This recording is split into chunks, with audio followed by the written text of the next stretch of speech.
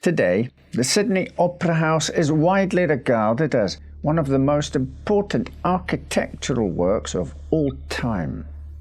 Its massive sail-like roofline is instantly recognisable across the globe. But to create this beautiful building, the Government of Australia's New South Wales endured nearly 2 decades of non-stop headaches as the projected costs spiralled from $7 million to over $100 million. In a move to help raise funds, a lottery was implemented where Australians could purchase tickets for a chance at winning life-changing amounts of money. Those who won the top prize were to be prominently featured on the front page of the Sydney Morning Herald. One winner said he planned to use the money to find a wife. Another said she would use the money to travel. On June the 1st, 1960, the £100,000 first prize winner offered a less exciting plan. Put it into a fixed bank deposit for 6 months while he mulled it over. 5 weeks after Basil Thorne's photo graced the morning papers, he wished he'd never won at all.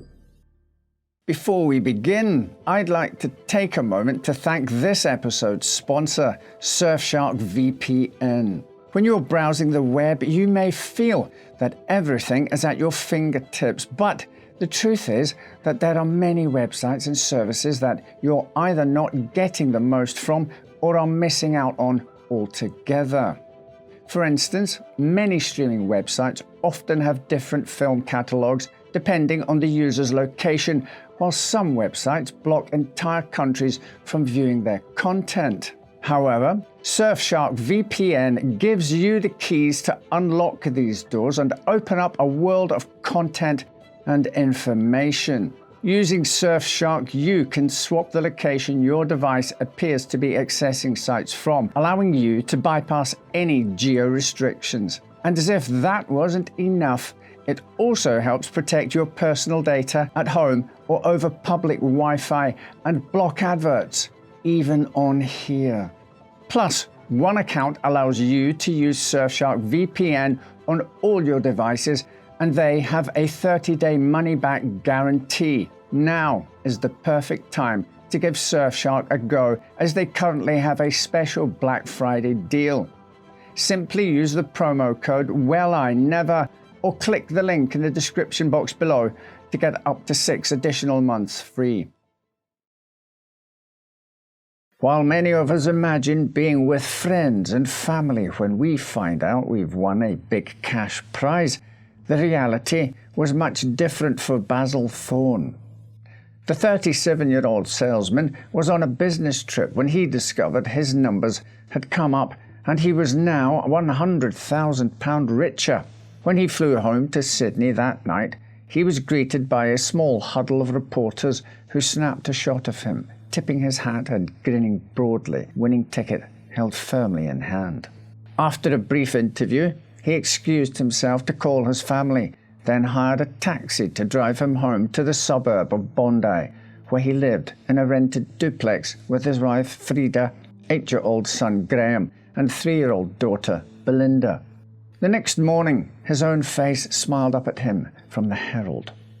Unbeknownst to Basil, his visage also stared at a man just 10 miles north of his home in Bondi. This man looked back with jealousy bubbling within him. Unwilling or unable to subdue these feelings, he would devise a plan that would upend Basil's life, send shockwaves across the country, and result in the death of an innocent child. His name was Stephen Bradley.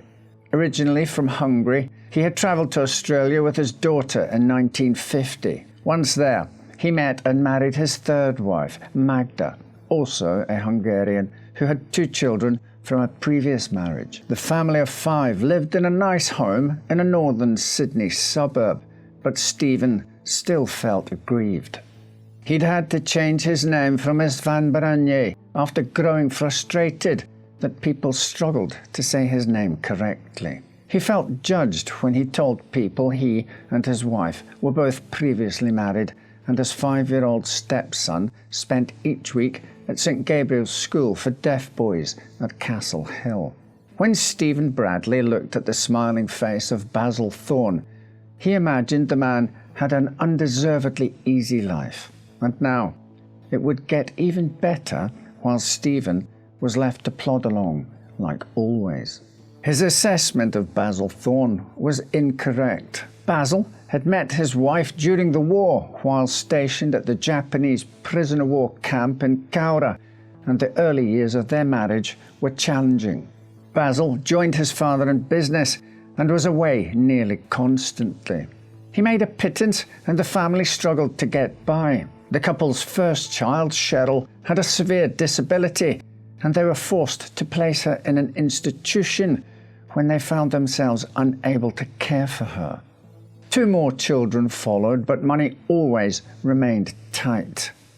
In late 1959, they moved to the small lower floor flat in Bondi's Edward Street. Basil and Frida didn't have money for a home of their own, but buying a few lottery tickets a month in the opera lotteries gave them some hope. When they won the grand prize in the June 1st draw, they knew they needed to be smart with the winnings. They would buy a house but stick the rest away until they knew how to best use it.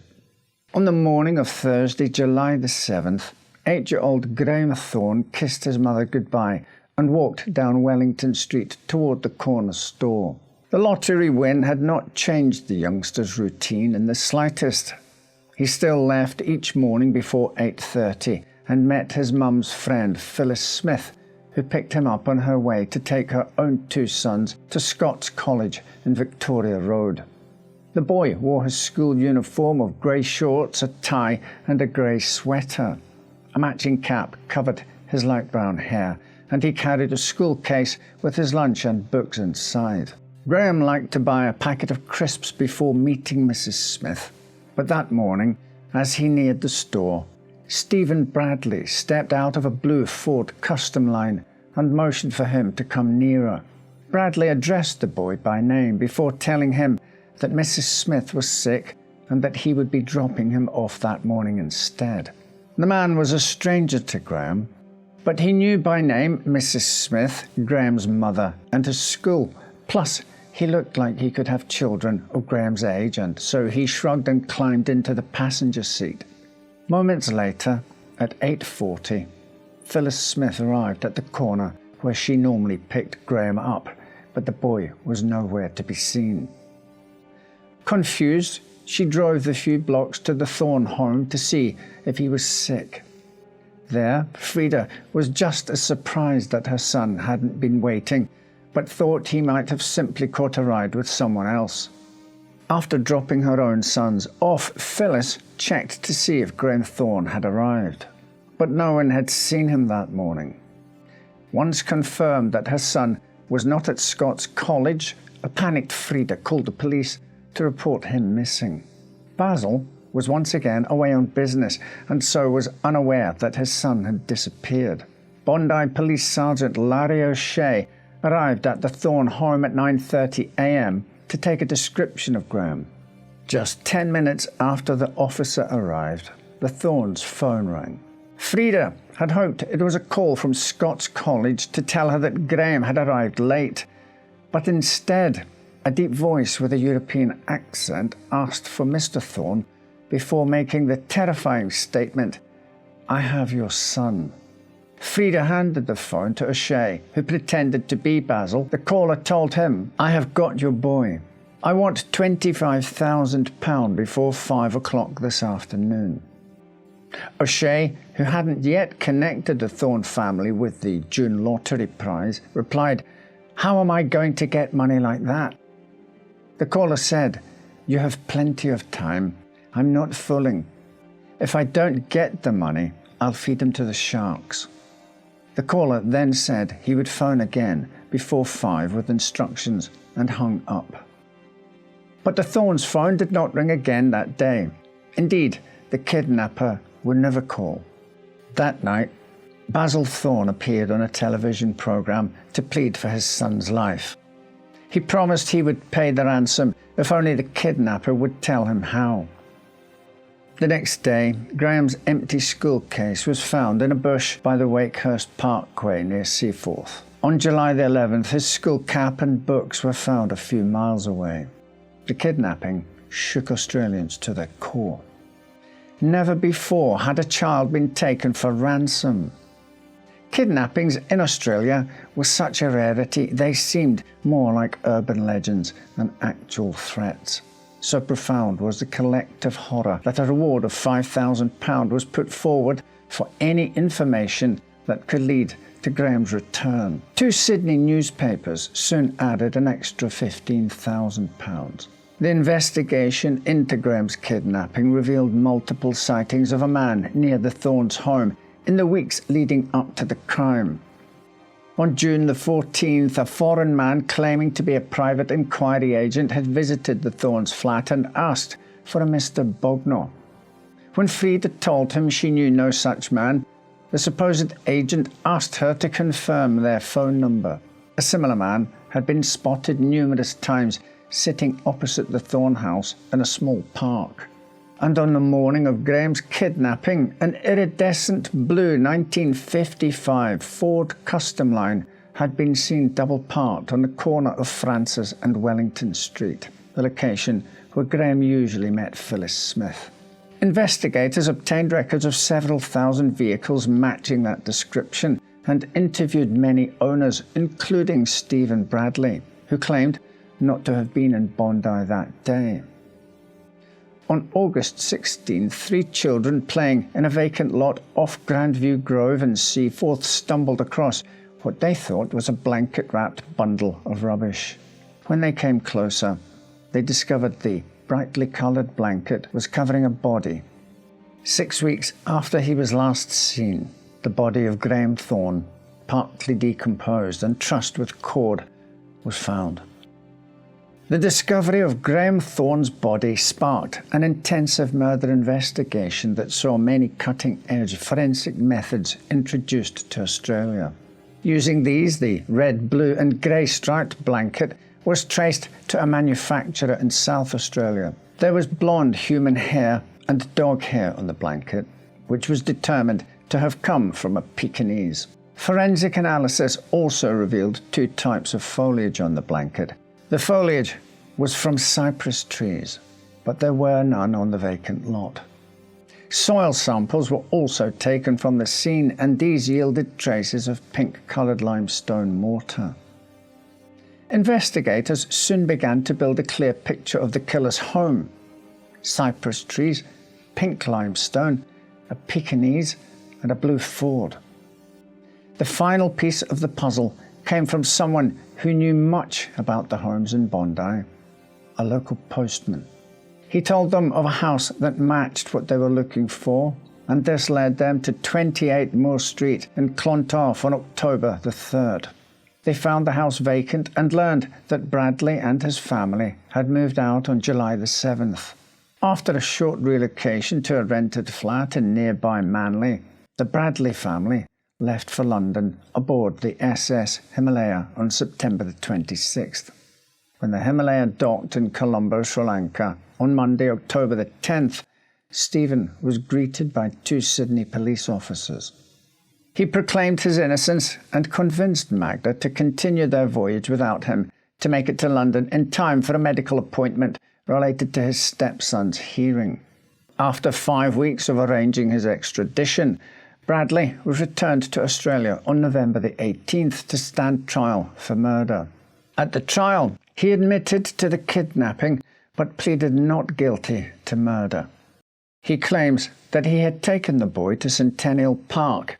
There, he attacked Graeme, knocking him unconscious before tying him up, wrapping him in the blanket and throwing him in the boot of his car. He then drove across Harbour Bridge, where he states he then made the call to the Thorne home. He went on to say that at 3 p.m. he checked on the boy again, but he had suffocated. This version of events was quickly disproved when investigators demonstrated that someone trapped inside the boot of a vehicle could breathe for more than 7 hours. Graeme was found to have a fractured skull, and it is believed this had either been the cause of death or a significant contributing factor. The forensic evidence presented at the trial left no room for doubt, and Stephen Bradley was found guilty of murder and sentenced to the maximum penalty of penal servitude for life. He would serve his sentence in the maximum security Goulburn jail. There, he was largely protected from the other prisoners who had all heard of the case that had gripped Australia. While inside, his family deserted him and moved back to Europe. And on October the 6th, 1968, as he was taking part in a prison tennis match, Bradley suffered a heart attack and died. He had never shown any remorse for the kidnapping and murder of Graeme Thorne. After this tragedy and following pushback, new lottery procedures to protect the identity of winners were enacted, as were new kidnapping laws. Thank you for watching, and thank you to this episode's sponsor, Surfshark. Don't forget to use the code WellINever or click the link in the description below to get up to 6 months free. Right then, take care, and I'll see you next time with another story to make you say, well, I never.